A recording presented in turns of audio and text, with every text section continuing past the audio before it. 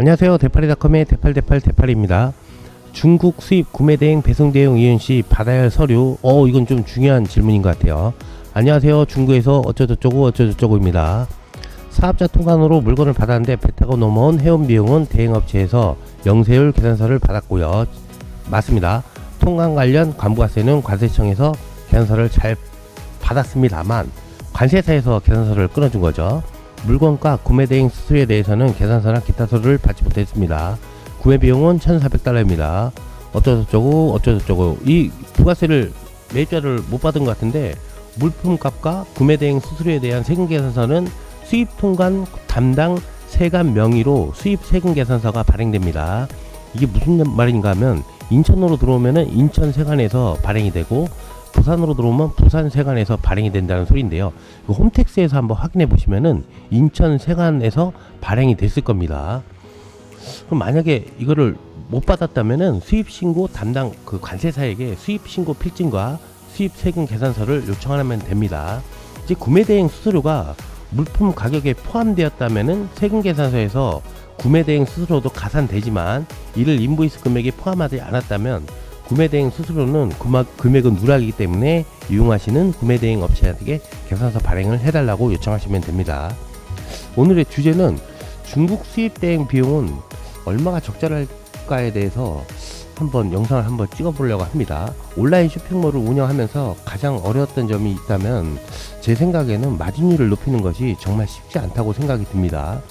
알리바바 1688 중국 도매 사이트에서 최저 단가에 사입을 했어도 배송비, 관세, 부가세, 통관비 등 여러 부대 비용을 내야 하기 때문에 사입 비용을 줄이는 게 여간 힘든 게 아니라고 느껴집니다. 게다가 스마트스토어 입점 셀러가 50만 명을 돌파했다고 합니다. 그만큼 경쟁도 치열해져서 판매 가격을 내려야 하지만 살아남을 수 있는 시대가 와버렸습니다. 마진이 하나도 안 남으면 온라인 스토어를 운영할 이유가 없는데, 그렇다고 상품 가격을 내리지 않으면은 시장에서 도태될까 걱정하는 딜레마에 빠지게 됩니다. 이를 해소해주기 위한 유일한 해결책은 바로 사입 비용을 최소로 줄이는 것입니다. 사입 비용에 대한 지출을 최소로 하면은 중국으로 건너가서 아이템 소싱하고 현지에 창고 세우고 물류까지 직접 하면 되는데, 상업 투자금이 넉넉하지 않은 소상공인 셀러들은 당연히 그렇게 할 이유가 없죠. 그래서 좋든 싫든 반드시 인프라를 빌려주고 중국 수입 업무 절차를 대행해주는 업체를 이용하는 것을 많이 권장을 드리고 있습니다.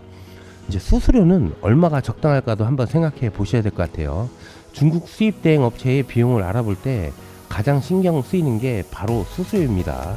어떤 사업자분들은 업체를 찾는 시간을 아끼기 위해서 상세 견적은 받지도 않고 무조건 수수료가 얼마인지만을 확인하고 높다 싶으면은 빠르게 패스하는 방식으로 발품을 팔기도 합니다. 그런 방법은 오히려 진짜 저렴한 것을 놓치기에는 딱 좋습니다. 무조건 문의할 때 보면은 수수료가 얼마예요 이것만 물어보고 다른 부대 비용은 문의를 안 하는 경우가 엄청 많이 있어요. 적절한 중국 수입 대행 수수료는 얼마 정도로 잡아야 하는지를 먼저 알려드리겠습니다. 현재 기준으로 수입 아이템의 가격의 5에서 10% 사이입니다. 수수료는요. 이 범위보다 낮으면은 회사 자체에 문제가 없는지 숙고해 봐야 되고, 높으면은 비싼 업체이니 거르셔야 합니다. 그런데 이게 다가 아니고 우리에게는 중국 내 배송비도 있고 해운비도 있고 관세도 있고 부가세처럼 추가로 지불해야 할 수많은 비용들이 있습니다. 시간이 걸리더라도 상세하게 견적을 받아보는 걸 추천드리는 이유는 진짜 합리적인 업체를 고르고 값이 저렴하게 수입을 하기 위함입니다.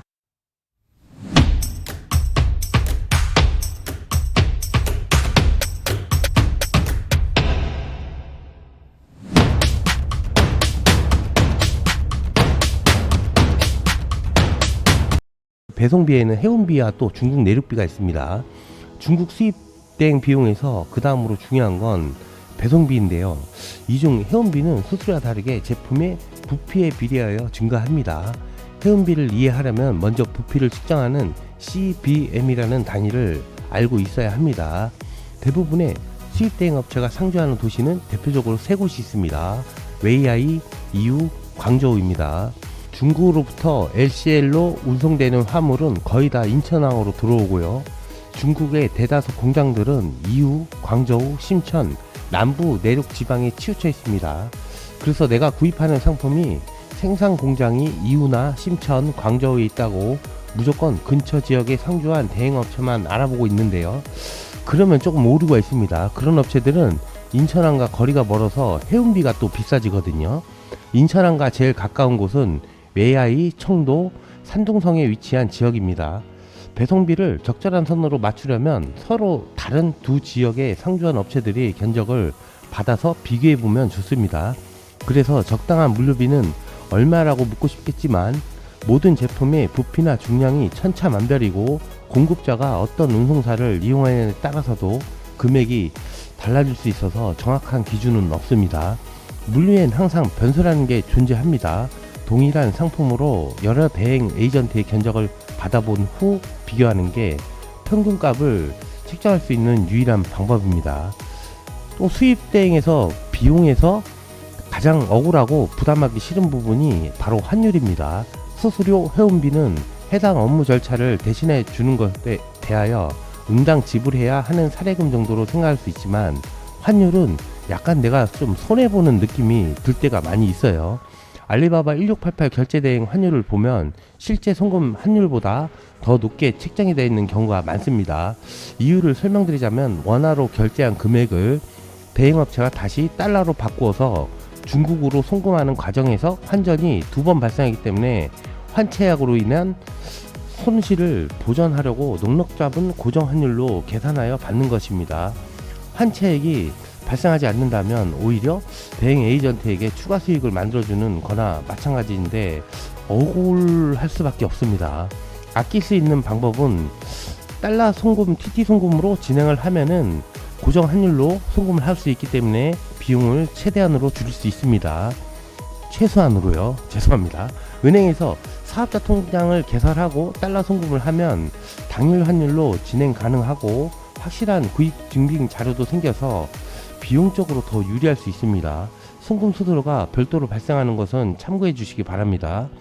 국내 도매와는 다르게 중국 수입 대행 비용은 정말 다양해서 얼마가 적절한지 기준을 알고 있으면 대행 에이전트를 선정할 때도 도움이 됩니다. 아는 게 힘이라는 말처럼 무역 업무의 전반적인 시스템에 대한 이해도가 높을수록 최저가로 견적을 뽑을 수 있습니다. 온라인 창업을 준비하시는 셀러분들에게 도움이 되는 정보였으면 좋겠습니다. 오늘은 중국 구매 수입 대행 구매 비용 얼마가 적절한지에 대해서 영상을 찍어 보았습니다. 결론은 아는 게 힘입니다. 공부를 해야 될 것 같습니다.